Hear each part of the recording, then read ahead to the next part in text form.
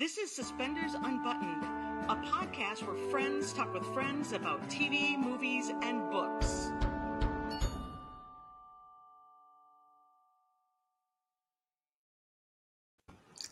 Hi, welcome to Suspenders Unbuttoned podcast. I'm Julie. And I'm Sarah. And today and we're I'm excited Daniel to have... Lissing. Oh, yeah, there you go. We have Daniel Lissing with us. Super excited. This is fun to have you on. And you're here because you have a new Christmas movie. That's right. Thanks so much, Julie and Sarah, for having me. I'm really excited to talk to you both today. And lead the way. Let's talk about the Christmas movie. Let's talk about everything, whatever you want. Let's go. Yeah, let's talk about everything. All right, so Catering Christmas. Let's start with that. That comes out October 29th on Great American Family. And you play Carson. So can you tell us a little bit about Carson and maybe a little bit about the film?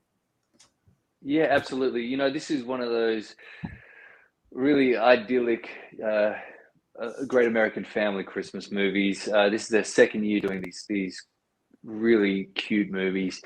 And this one is... I just had so much fun playing Carson. So my character is this photographer that's been sort of gallivanting around the world. He's taking photographs of the rich and famous, powerful people. And he's a little lost, you know? He's kind of out there in the world and feeling a little unfulfilled. I read it as like a little immature. He's not fully like developed yet, but I think that's because he hasn't found the right woman. He hasn't found the right passion. Yeah. You know, always, of course. And that's right. So when he comes back to town and he stays with his Auntie Jean, every year his family, who's quite an affluent family, the Harrisons, they throw a annual Christmas gala, and they hire a new a caterer for that event. Molly, who's played by Merritt, my good mate and a fantastic actor, and I end up taking the reins a little bit and working with her. So it's someone that's really professional in Molly and someone that doesn't know what he's doing in Carson. And they kind of get together, and he grows up a little bit, and she maybe relaxes a little bit. You know, they kind of meet in the middle. Right. She's very career driven, and of course romance ensues, and there's all it's with a beautiful backdrop of Christmas time, you know, and it was really fun to shoot this one. I had a tremendous time. I love Merritt Patterson, and she always plays that like little bit of a push-pull in a relationship really well. So yeah. I'm going to guess that that's happening there based on her character's name of Molly Frost. That she's on top of it. Frost, yeah, she's a little frosty to begin with, for sure. Yeah. So yeah, that's all right. You know, we had to break the ice a little bit. How many puns are we going to do? We can keep going like this all day. But we can do this for hours. Good. Yeah, that's right. I mean, you know, look, I had not worked with Merritt before. I'd never met her before. And we flew up together, and I was on the plane, and she approached me. She's like, "Hi, you're Daniel, right?" And I'm like, "Oh, yeah, Merritt. Yeah, I've sort of seen your picture." So we got to talking. We became fast friends, and we got on set. We both take our work pretty seriously. So we had a lot of discussions about the scenes. We're just trying our very best to sort of find a way to tell this story in the most interesting way we can, hitting the right beats at the right time, so that, you know, we kind of have seen these movies. We kind of know what's going to happen at the end. They're going to live happily ever after. And that's the beauty of these movies, because the journey is the thing that really engages you, and that's what we had just so much fun playing with. And then, you know, these movies for me are always good because it puts smiles on people's faces. You know, it's these Christmas movies.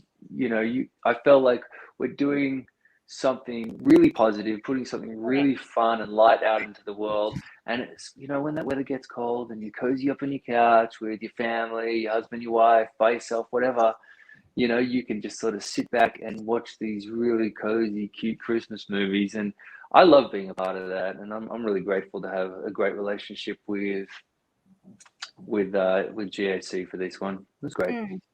Yeah, I love that. I'm going to ask about Carson's name too, just because a lot of times in these movie of the weeks, these Christmas movies, we just get first names for the character. But Carson has like a full meal deal. Carson, what is it? Jacob Harrison. Yeah, so he's got 3 names. He's got the full meal deal. That's right. Yeah. What was kind of interesting to me about this one was that,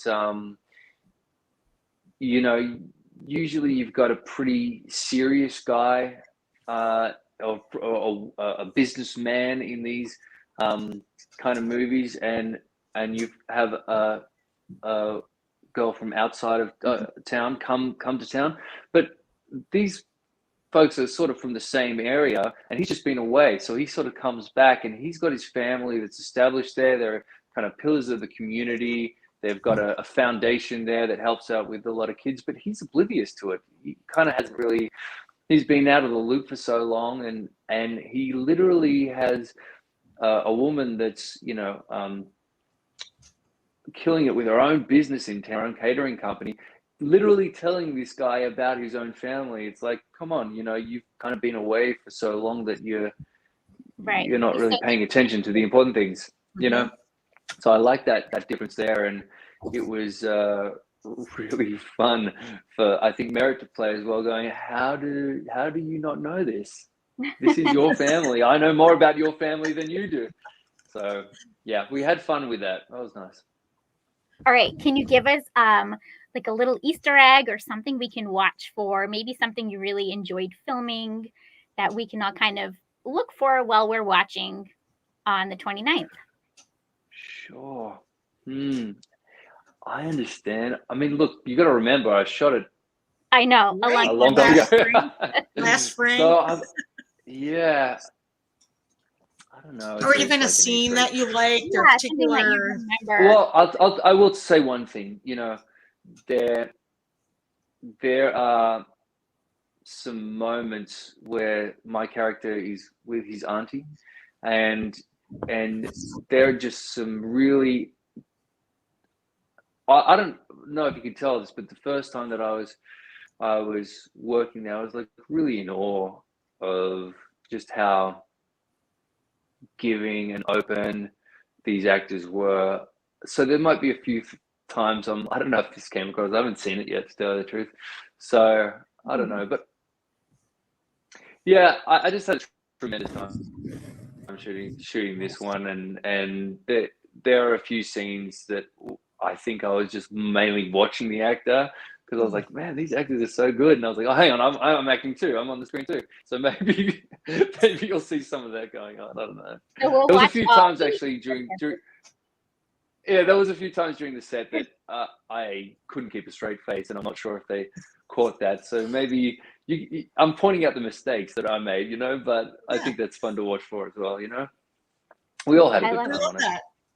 I love when you enjoy what your coworkers are doing, though, too, or that you have a lot of respect for what they're doing, or you can see that. It makes doing that type of thing a lot more fun and a lot more engaging. Oh yeah, absolutely. I mean, look, as an actor, it's just great to be doing something that you're passionate about. If you get to, earn a living. I've done lots of different jobs in my life. I've had a lot of different chapters, and this is something that, it's my career now, and one element of it. And every time you walk on set, it's a good day. You got to be grateful and happy about that. So yeah, we have a good time. That's great. So I'm going to shift gears a little because of something you just said, but do you have a dream role, like something that you would love to play or be a part of?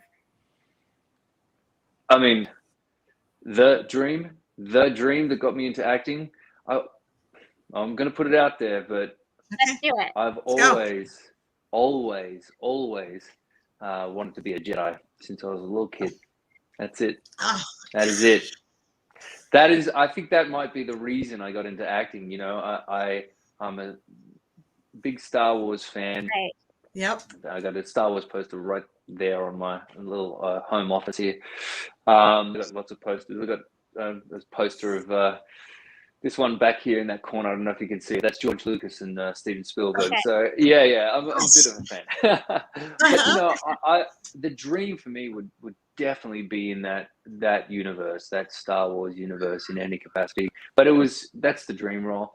But you know, that's a long shot. I reckon they're rolling out new content. Who knows? I know. It's Who not knows? that Who much knows? longer. Yeah. We'll see. There's new content in that world. Yeah, we'll see how it goes. I mean, that would be just, yeah, that would be it for me. I'd probably just stop acting after that and be like, all right, I'm done. I did it. Let's find something else. Jedi. Yeah, mission accomplished. That's it. Done. Yeah. I got my laser. Excuse me. That's it. I got my laser. I'm good. Comments. Jen is saying she could totally see you on a Star Wars series on Disney Plus. Yes. Hi, Jen. She's a big fan of yours.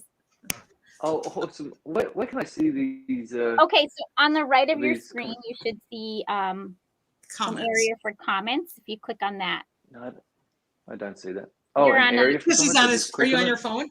Yep, click on that. I'm on my phone. Oh, that's why. Okay, so It's okay, we'll just read them off. We'll read them off for you. Yes. Yeah, good There's one. a lot of they can't wait for the movie. Oh, awesome. Thanks very much, everyone that's watching in now. Let me just say something to the fans and anyone that's meeting me for the first time. To the fans, I mean, I'm just so grateful to you because, you know, I don't have a career.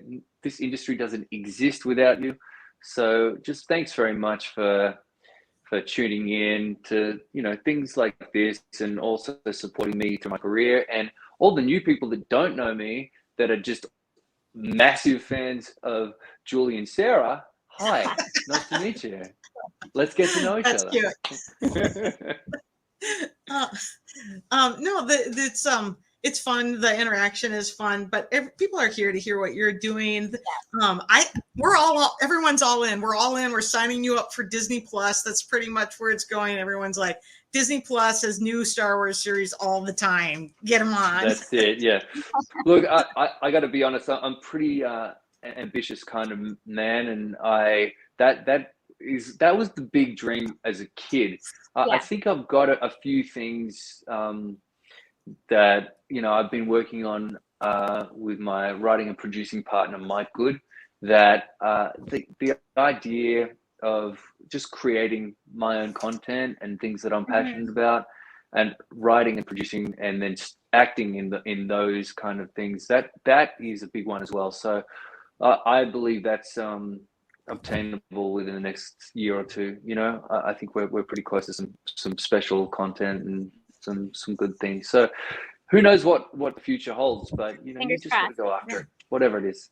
Yeah. So what kind of content are you writing? Movie, series?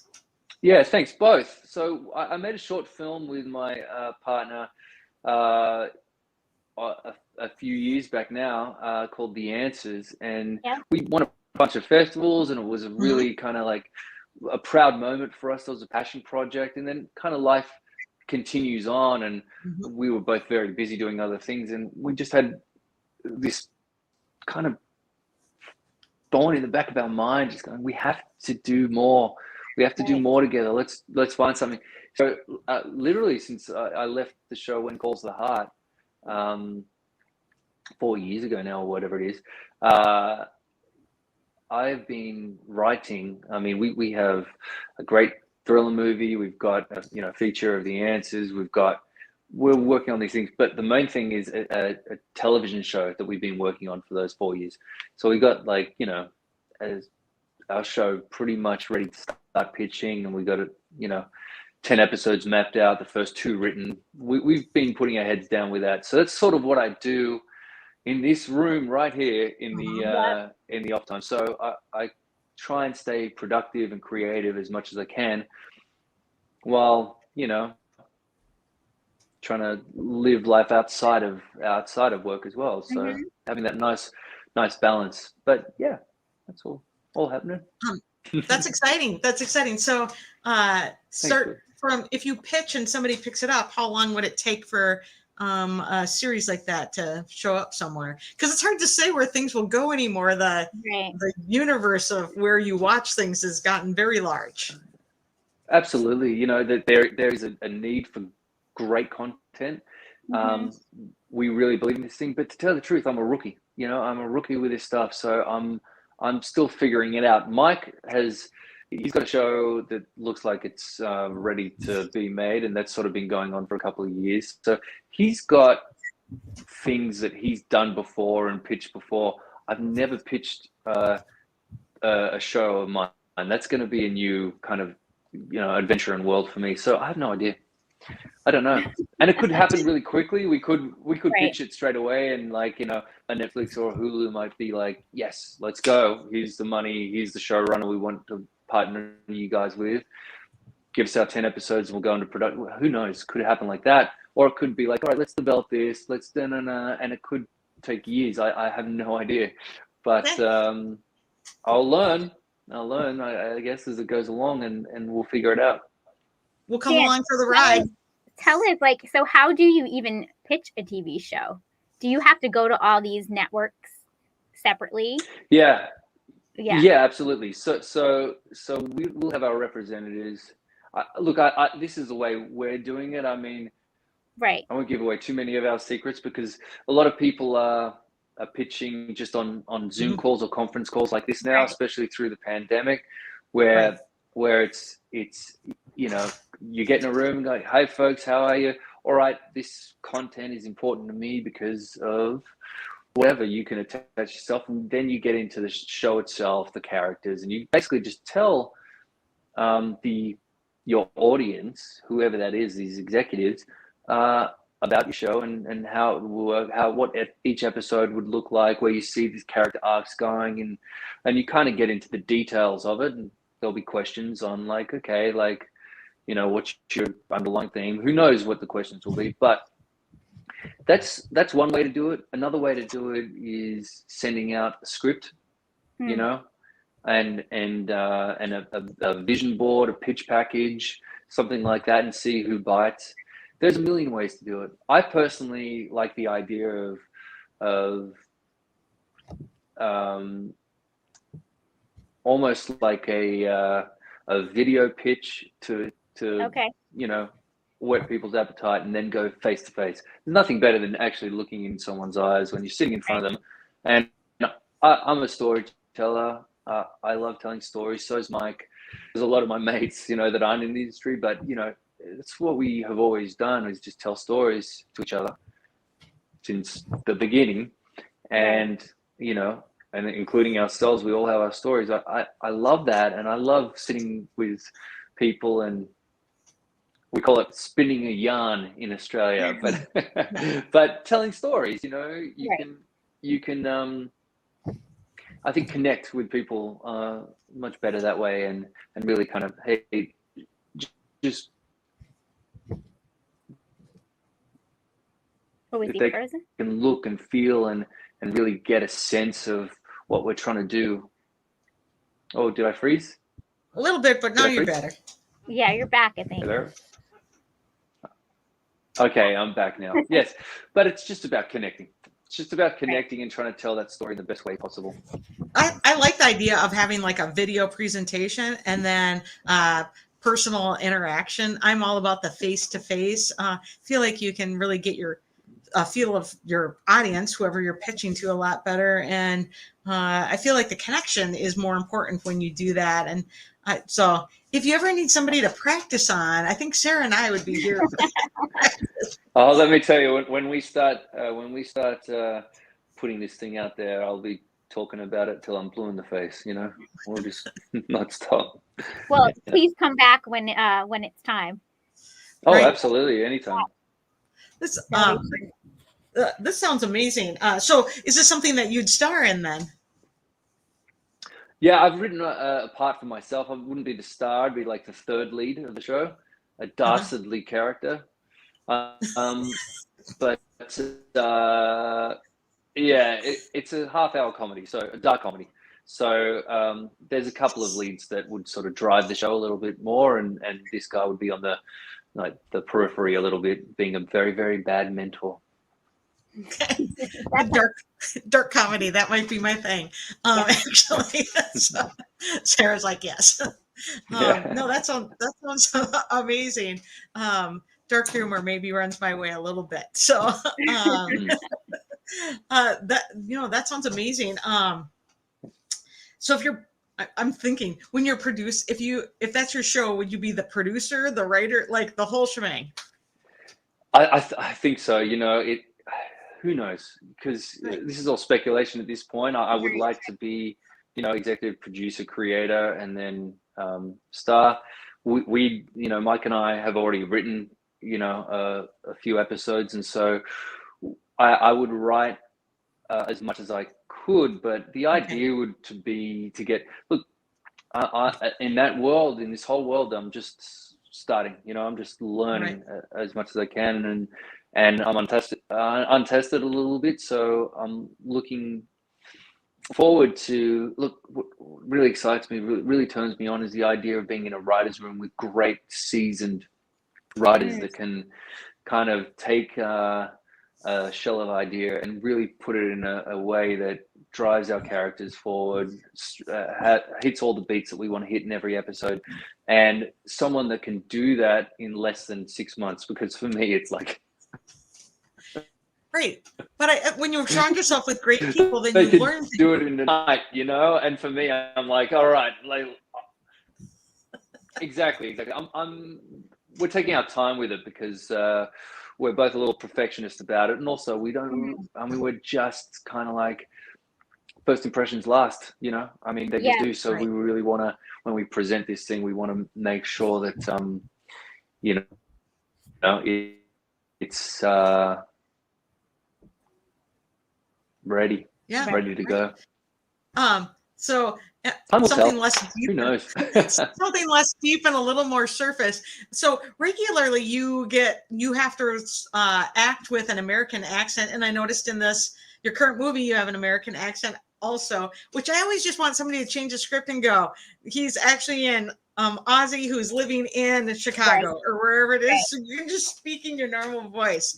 Did you write yourself in your normal voice? Sure. It's so funny. No, I didn't. I have a contract to produce with this production company doing these kind of Christmas movies. So I've just sent them not long ago like 4 ideas for movies and an idea for a travel show that's a different area. But funnily enough, one of the ideas was a Christmas Down Under. And I haven't really played with that too much, but I've got a sort of like one-liner for it, a nutshell of an idea. And, we could shoot in Hawaii. We should go there, and I could be like, hey, welcome to Australia. Tour guide and an American girl comes to Australia on a business conference. Perfect. It happens to be at that time of year, and it's a massive blizzard where she lives. She can't get home anyway. So I say, why don't you just stay, and I'll give you an Australian Christmas. And I can sort of be a tour guide. Come on. I think that's a no-brainer. She could be from Minnesota. We've already had snow this week, Exactly. She can't get home for Christmas because those flights are cancelled. That's it. So look, there's a million ways to keep her there, but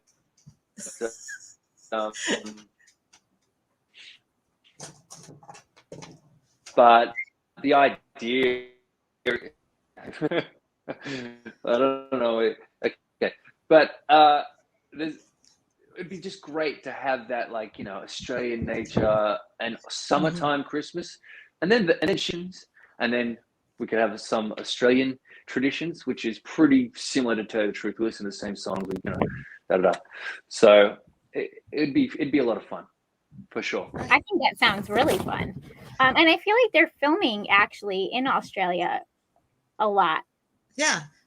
GAC just had one movie there, right? So Love and Bloom was Love and Bloom. There. Yep. Who shot And in they're Australia? They shot in Australia? yes, Yeah, so Australia. it was just a GAC movie. It was called Love and Bloom, and it was directed by Rogue Reuben. Subi Abramite was in it. Mm-hmm. And we had them Why didn't both they on call me? podcasts, right? They should have had an Australian actor. I'm just Right? joking. They They did. did. Great. Actually. Well, I'm glad that they're doing that because now we can go down and actually shoot there. That would be brilliant. That's good to know. All right, cool. No, that's why Ruben was down there, and yeah, no, they cool. an Australian actor. I'm like, come on, let's go. Let you not have to talk in an American accent. Yeah, Susie's down there again filming. I don't know if it's for GAC, but she's been posting on Instagram. Right. Dan's like, wait, what? Oh, Yeah, cool. like Okay. How Yeah. good. Pitch yourself There you something. go. That's fantastic. Yeah. Look, there is a lot of productions in Australia at the moment. You know, so it's pretty great. I think they just did a nice rom-com, Ticket to Paradise, with Julia Roberts and George Clooney. They were down in Australia for that one. Okay. Yeah. Yep. I auditioned for that. I didn't get it, but that would have been fun. You know? Oh, you missed Gosh, to be with Julia Roberts and yeah. no, that's right. That's Could have been a lot of fun. And George Clooney, right? Whatever. Yeah. So, what are some of these comments? What, any of the fans asking questions? They are all saying they love the sound of Christmas Down Under. It's a no-brainer. Why hasn't Joe Abbott made that movie yet? So one of them said you need to write your own Jedi movie or series. Write your own, pitch it to Disney Plus, right? Maybe. Right? Yeah, maybe.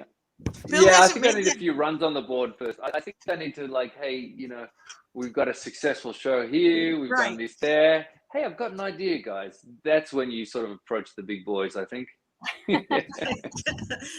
Jen is like, the casting director needs to be fired for not hiring Daniel for that movie. Because it just seems like so obvious you should be in that. But there was an Australian director or Australian lead in it too. Yeah. But no, this sounds like fun. Like this is exactly great. Awesome. People would love to see that kind of stuff coming out, and people would follow you no matter where you go or where your series goes. We always talk about that. We don't have any. We're not just specifically one lane. We kind of follow all over the place, and so it would be would be fantastic. That's what I was saying before. I mean, just how awesome these.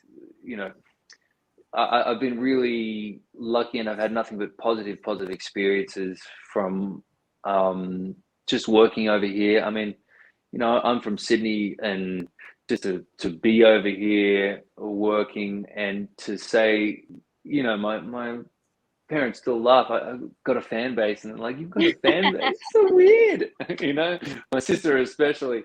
But, I'm just so grateful to everyone that does follow wherever the career goes, and look, some of the content's not for everyone, fine. That's the beauty of variety. We can do a whole bunch of different things, and if you like it, great, and if you don't, no problem, catch me on the next one.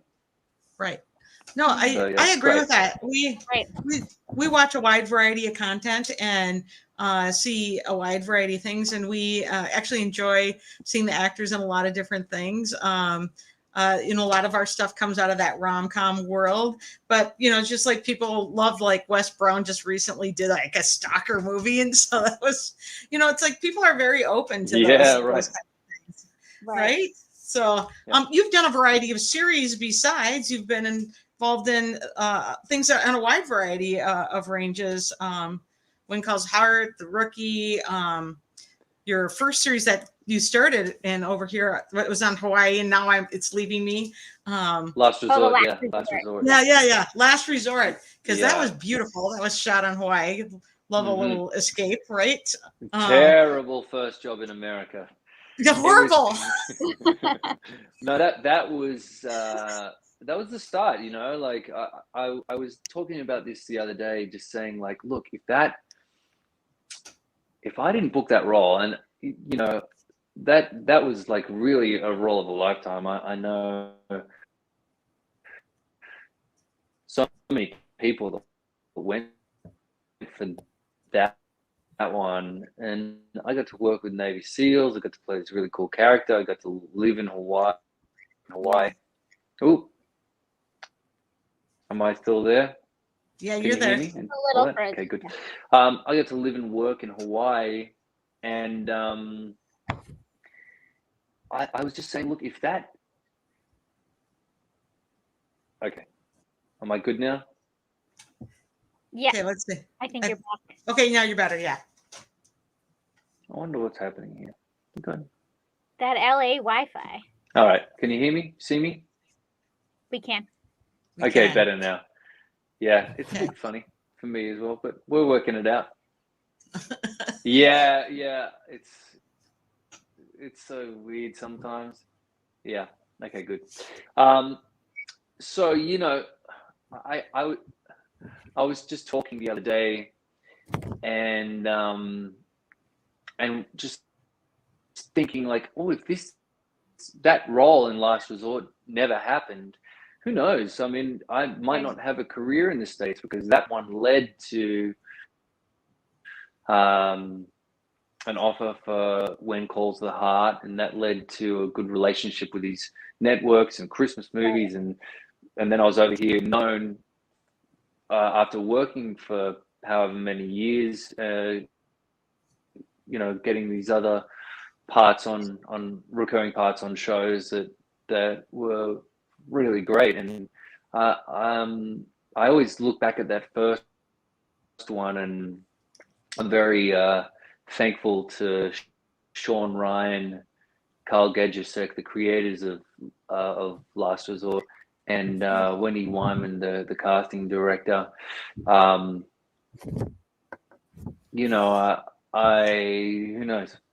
Who knows what would have happened if those people didn't see what they saw. Yeah, not everyone steps into a network show and gets to do a whole season of that. Like, give you a great platform to jump off of.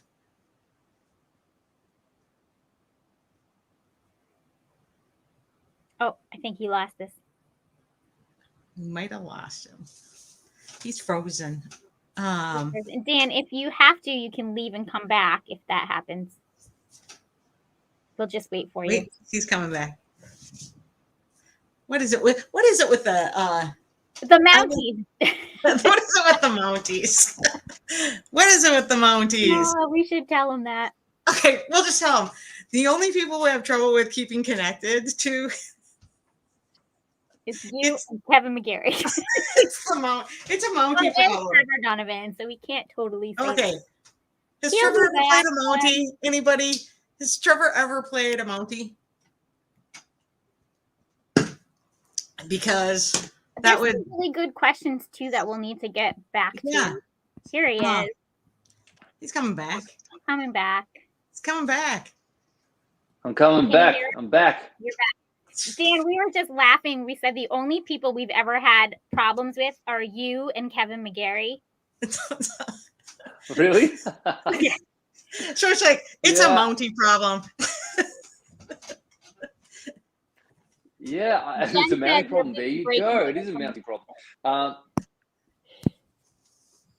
Yeah, well, I can see you fine. I don't normally have problems, I don't think. But anyway, here we are. Is this working for you? You're back. Now? You're good. You're good. You're back. Yes. Yes. Okay. Okay. So I had a question about all these different projects that you're talking about. Would this all be done through your Story Forces? Is that what it's called? Your production company? Yeah. These are the ones that I'm creating. Yeah. Yes, that's through Story Forces. Okay. That's right.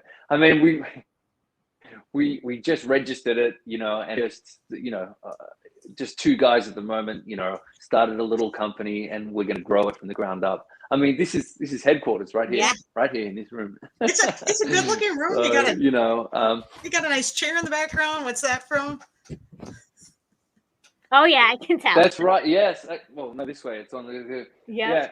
Yes, that is. my wife Nadia got me that for my birthday one year, actually, and I've used it, taken it to different jobs I've had and whatever, because they're cast chairs, and I had one with every show I've ever done, but I never took it home with me. Uh-huh. And I regretted that. I should have taken at least the back of the chair that says, when calls are hard, or, or last resort, or whatever it was. But yeah, so that sits in the corner. I sometimes sit on that chair and do auditions or whatever, or I just like looking at it. I love it. It makes for a fun Tell the office truth. piece. Nice. Yeah. It does. Yeah, exactly. Yeah, exactly. All right, so you have some comments here. This one is from a Facebook user. I'm not sure who it is, but she said her mom still loves her cameo that you made 10 months ago. So thank you for that. Are you still making cameos? Or are your cameos still available? Yes, please. So I've just teamed up. I'm doing it for charity, right? So I kind of just thought it was a good way for me to engage with fans in a personal way, and also give a little back. And so right now I'm just trying to get them to post this on. I've sort of donated through myself, and then this for the next month, all my cameos are going to a cause for entertainment. A cause for entertainment, or cause for entertainment. You can look that up, and that's for breast cancer research, and it's a subject that's pretty close to my heart, because my mom's a survivor, and she went through a pretty tough time, and she has a lot of, even being in remission, has a lot of after effects of being through the chemo. And mum had a full hysterectomy and partial mastectomy, and these things played havoc on her back, and things like that are a result of going through that breast cancer. My grandmother died of breast cancer the same age that my mum got it, so she was 47 years old at the time, and it was a scary time for her, and she got through it. She was strong, but I really sympathize with anyone struggling with their health, and it's the most important thing: our mental health, our physical health, our spiritual health. So I wish everyone good health, and this would be a way through Cameo to just give a little back financially.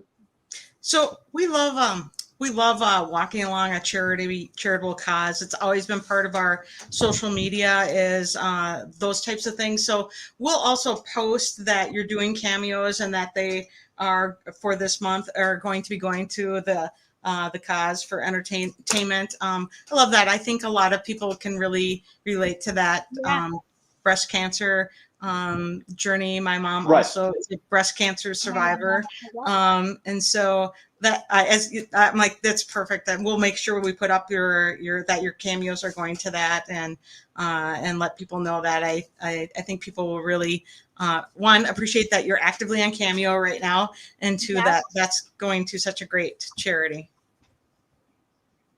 Excellent. Yeah. Please jump on, guys. Book me. I'll do my best to entertain you for a couple of minutes on Cameo for a good cause. Do you ever break out your guitar? Not on Cameo. I haven't done that yet, but I might. I might. I sing Happy Birthday. There's birthdays. I don't need people to wait till Happy Birthday. I'll do anything for it. Because I really believe in the cause. But you know what? I sing a little bit on there, but not with a guitar. But maybe I'll start breaking out the guitar. It's not a bad idea. I think your fans might like that. Yeah, I think they would love it. And certainly we've seen many of the stars bust out their guitars for cameos. I think people would like that. Now you're going to start getting requests. No, get ready. Good. No problem.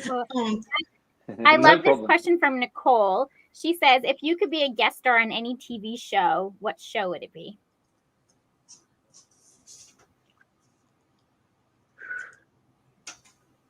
Yeah, a guest star.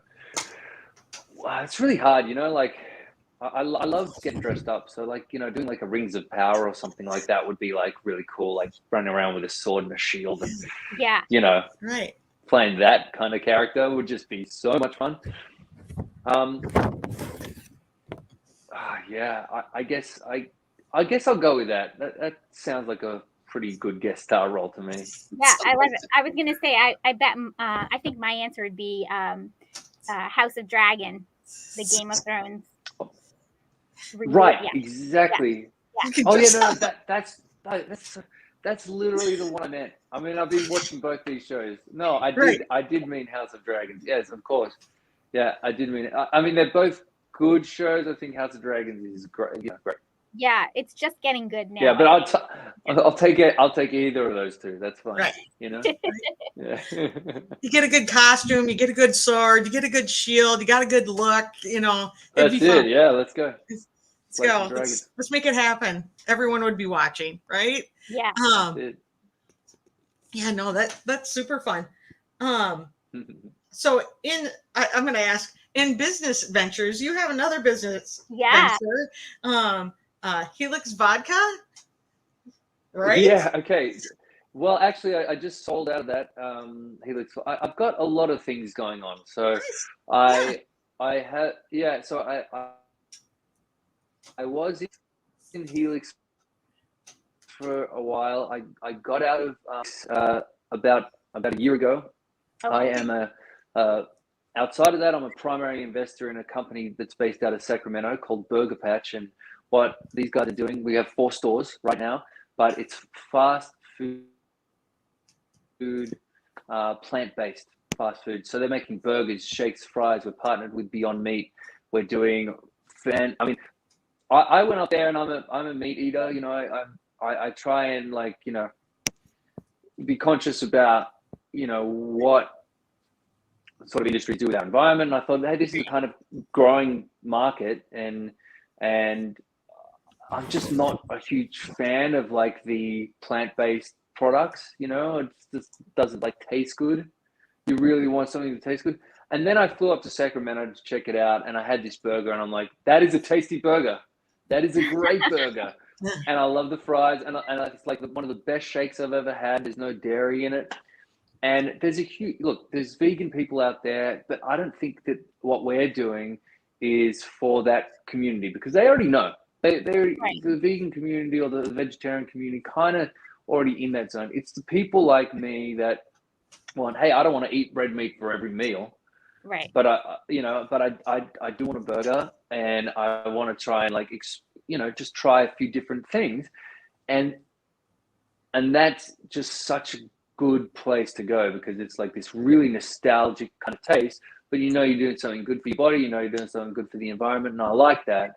The most important thing is that it's got to be a good product, and it is. So Burger Patch, right now we're in Sacramento. We have 4 stores in that area there, but we're moving into San Francisco, in the Bay Area, in the next little while, and then we'll move on down to Southern California, and then hopefully we'll expand throughout the States. That's the plan. We'll see how it goes. So far, so good.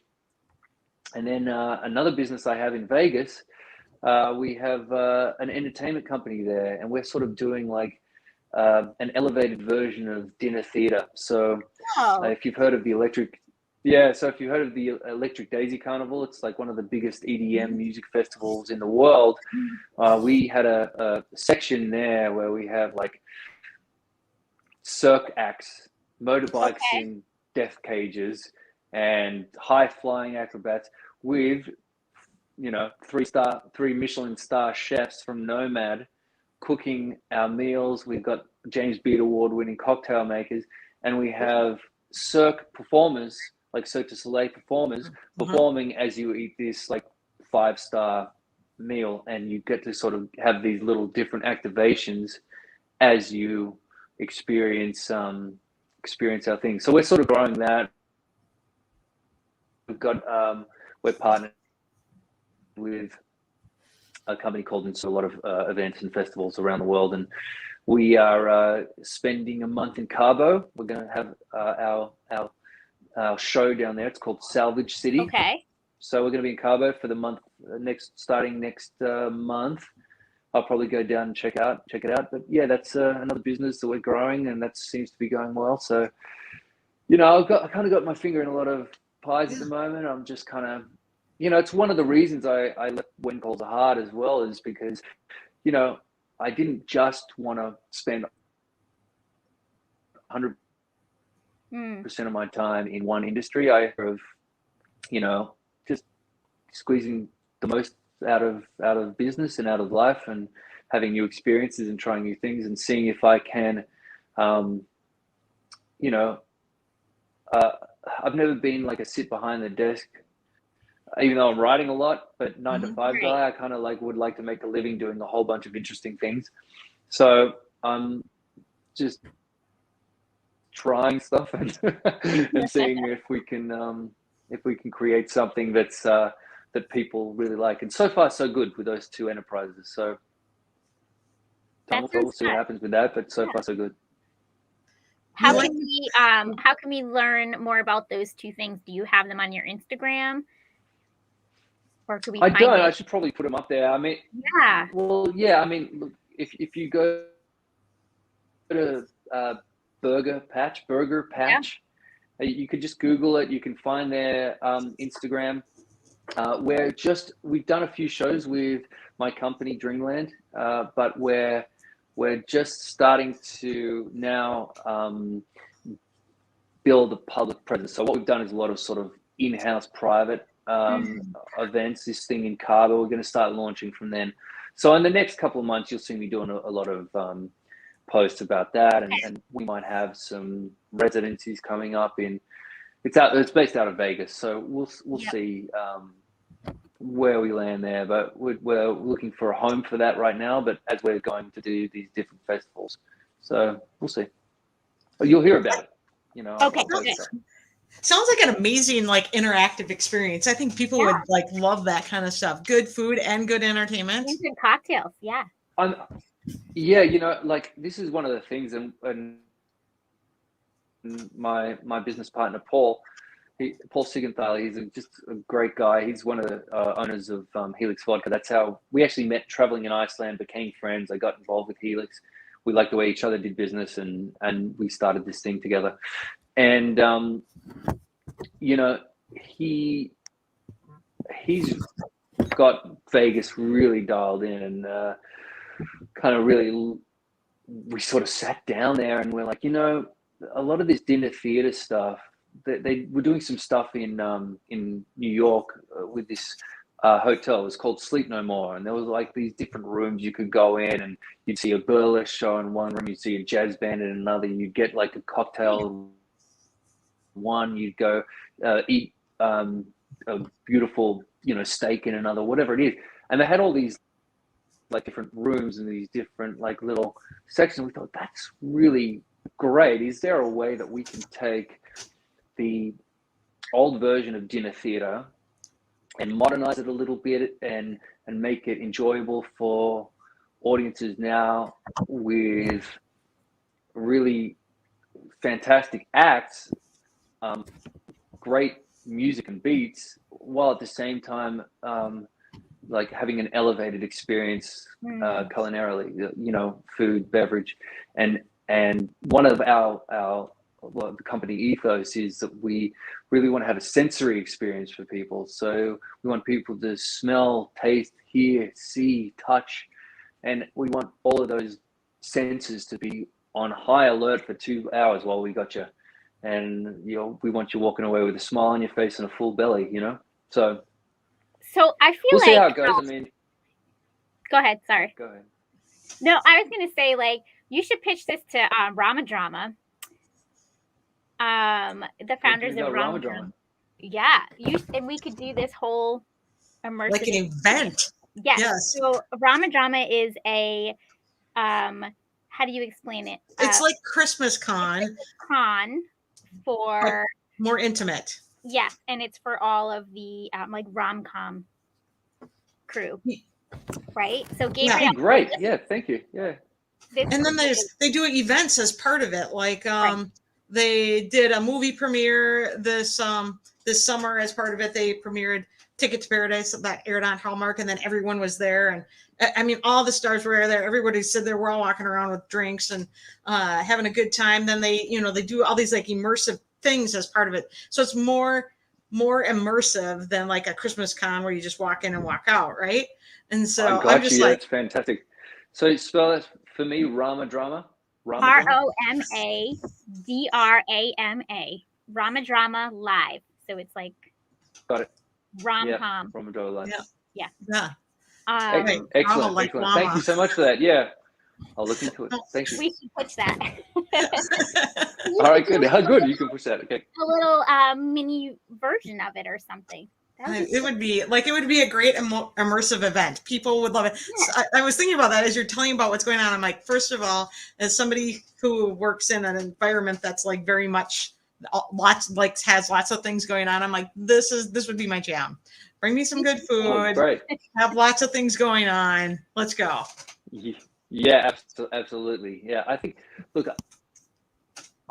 a lot of people want a break from their life sometimes, right. Just to be entertained, be looked after, be served beautiful food, that we all get caught up in our stuff, and sometimes we forget to really just get out there and amongst it and just live, That's why I love traveling so much. I think it's really important to have that work-life balance. And, some people can't take a week off or a weekend or whatever, but they can spare a few hours to do something like that's really special. So yeah, I love that. Anyway, that's sort of where I'm coming from with it. I love it. I think that's so fun. And it's different, right? It's a little bit different, and I think that's why I love it so much. Tell us, when you're not acting or writing or pitching things, what would you be doing? Running the businesses. What do you do for fun? I tell you what, I work a lot. I kind of keep myself busy as much as I can, doing a whole bunch of different things. So if I'm not on set, I'm definitely working on something else. And there's a lot going on at the same time.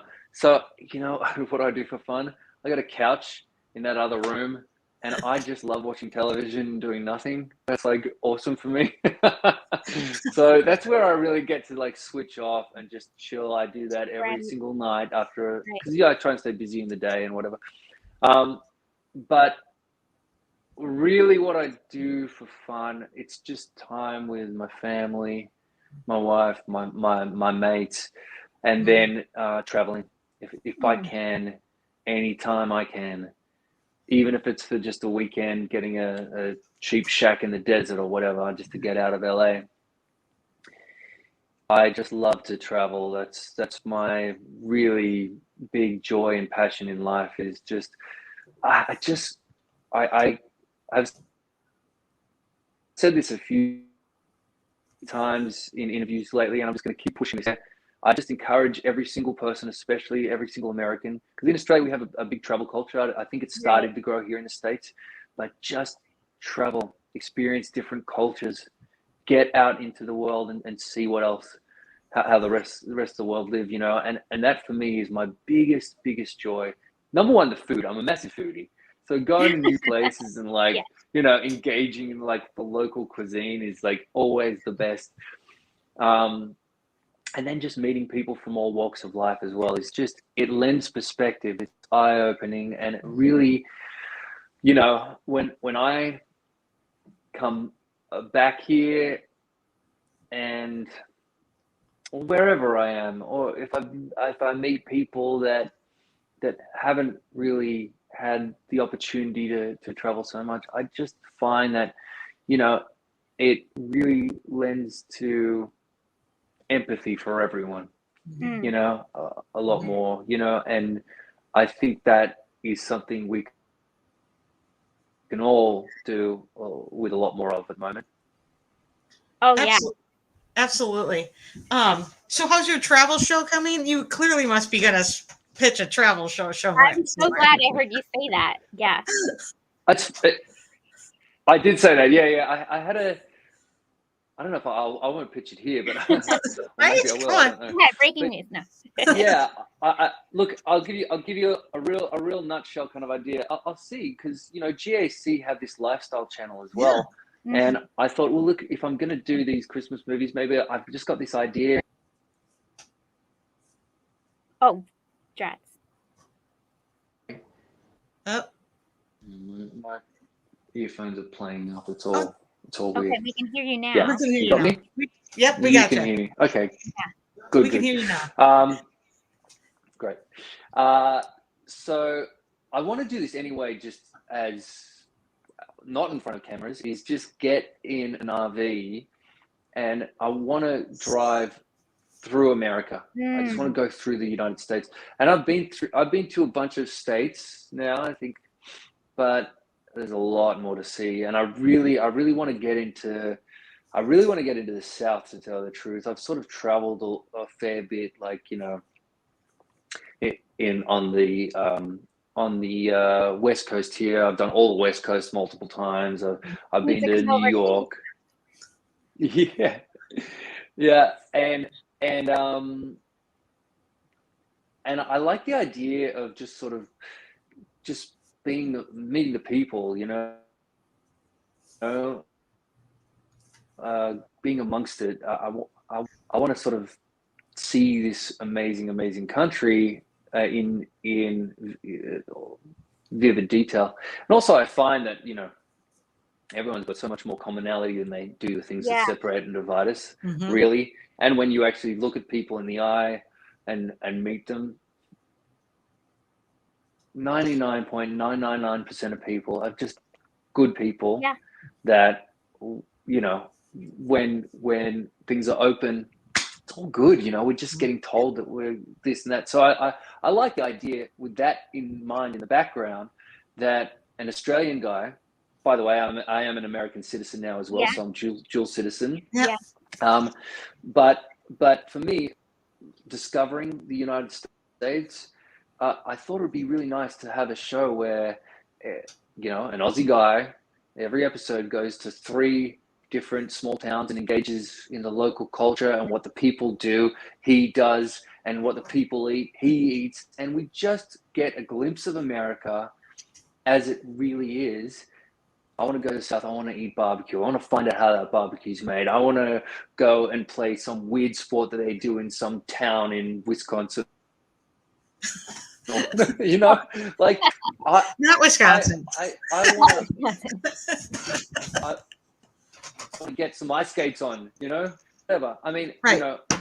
I want to be amongst it, and then as we sort of travel through and have these different experiences, we can make episodes about towns. We can help tourism. We can, like, anyone that watches it, we can see, like, hey, we basically want the same things, but we're just doing it in different ways, Right. So I like the idea, mainly with that idea in the background, is just being amongst the people and, like, eating the food and doing the activities and seeing the history of the town or the architecture or whatever it is. I love that stuff. So I travel anyway. I may as well get paid for it. See if I can sell a TV show about it. I love it. Great idea.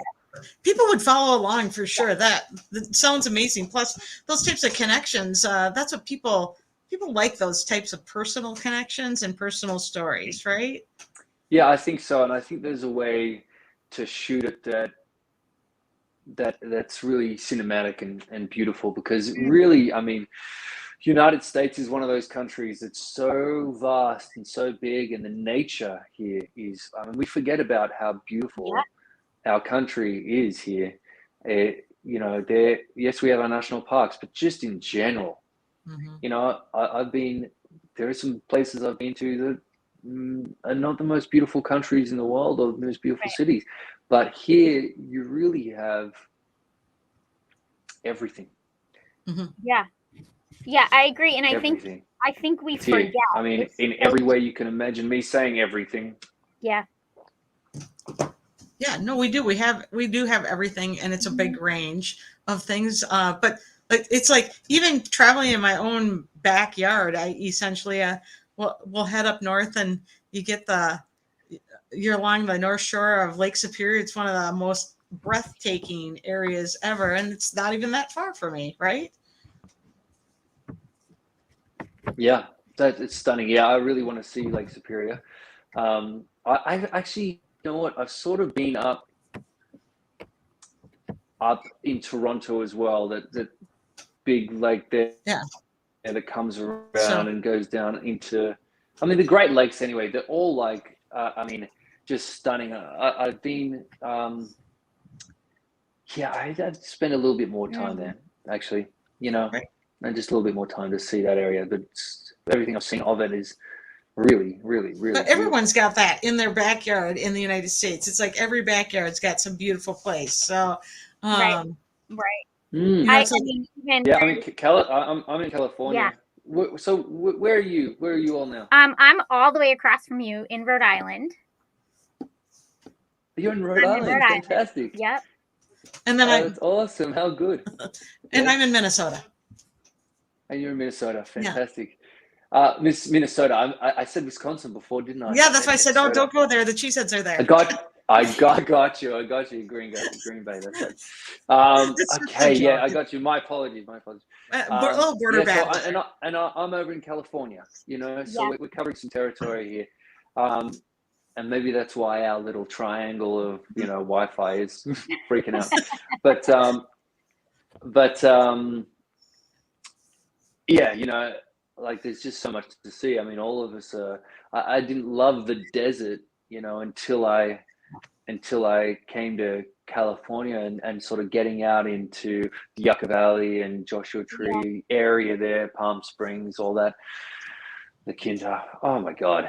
It's just like, it's so beautiful there. It's so beautiful. And that's just one little big desert. But yeah, one element of what you can have here in just this one state. But you've got the big redwoods up north, but also you've got in Minnesota and Rhode Island, it's so much. On the East Coast as well in Rhode Island. Beautiful. I mean, it's so beautiful. I was really, the trees there and I just love nature and being amongst it. It's just right now. Right. No, it's you know, it is get cold, huh? But still, it's like they all have their beautiful things, and you know, even when every place has their thing. Like I love traveling somewhere else in the United States, and you're like, wait, this is amazing, right? Right.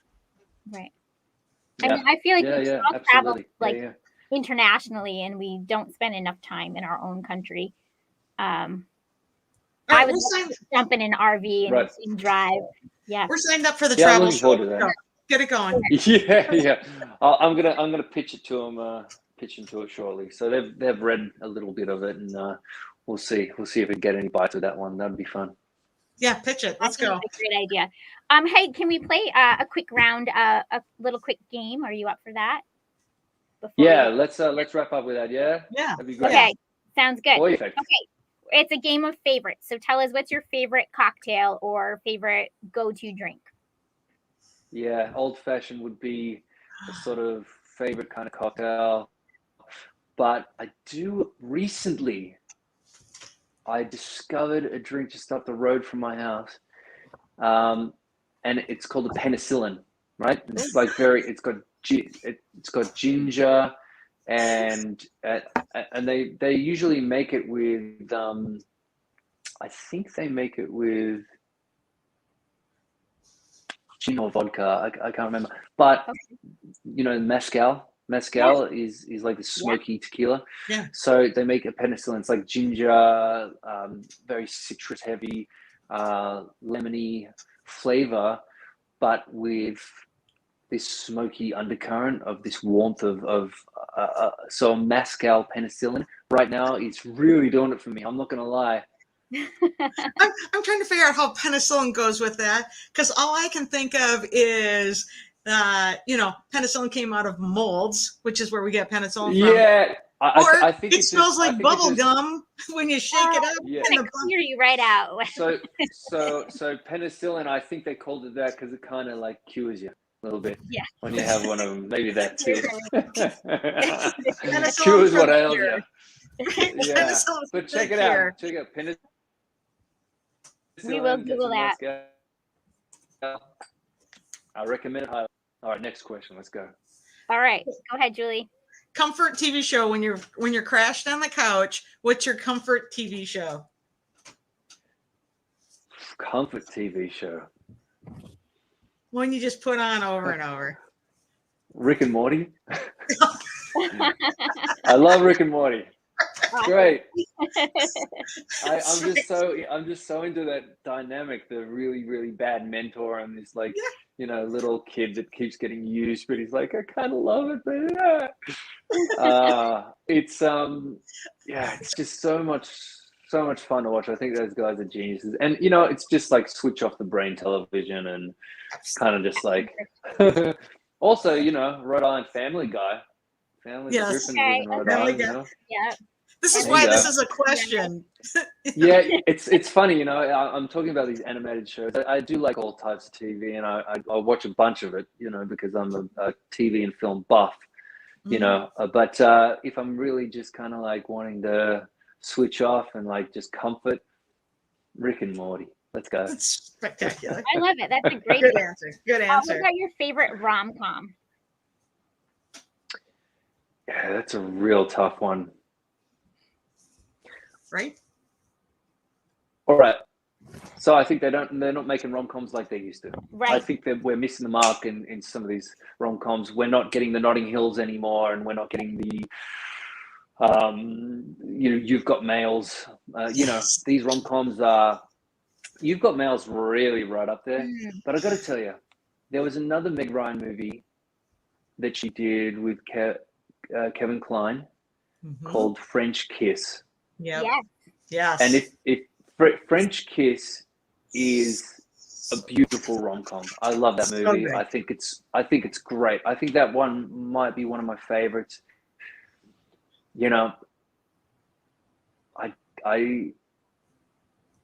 I got so many that I love, but I think they're closely followed by You've Got Mail. Yeah. Yeah. That's a classic. Yeah. Yeah, these are classics. These are great. Do you have a favorite band or singer? Right.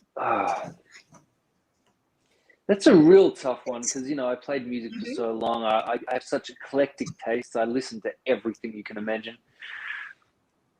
So just to pick one is like an impossibility for me. But right now, and this may surprise some people, I've just been listening to this country guy that I really like. And, he's not my favorite band in the world. And I want to say that, if I look back and I go like U2 or whatever, that might come back to me in excess. That gives me those like nostalgic kind of feelings. And you hear those hit after hit after hit. I love those bands. I saw Rufus Du Sol at the Hollywood Bowl the other night. That was brilliant. A great EDM band. But I've been listening to this country guy and the tone of this guy's voice and the songs he writes. He's got a great Christmas album too. Brett Eldridge. Okay. Brett Eldridge for me, he's just got this great tone, and he's got this album called Sunday Drive, and that song made me cry when I first heard it. So I was listening to that song, and I just think it's really beautiful. And Brett Eldridge for me, he's just got some. He's got some good stuff. It's not too country, like too twangy. He's just got this beautiful tone. And then he's kind of like Frank Sinatra-esque Christmas album, and he kind of loses the country kind of sound a little bit with that, and he goes into that really rich crooner kind of tone, big band, and he's got this Christmas album. So you should check that out. It's my favorite Christmas album. I don't know. That's a weird answer. I know. I love it. I mean, I'm glad you didn't give the basics. I could go Led Zeppelin. I love Led Zeppelin, but yeah. Come on. Yeah, but I 80s rock. Let's go. Just, next week it might be someone else, but this week it's Brett Eldredge. But that's what music is, right? You find these little things that are speaking to you at the moment, and then you can move on.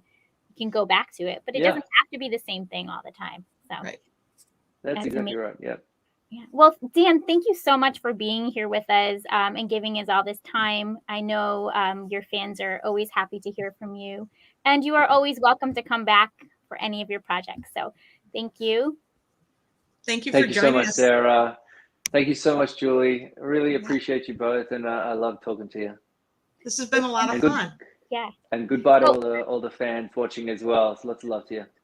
Hang on here for a second. Stick around for 1 second and we'll sign off, and then we can all exit out. So thank you, everybody. Bye.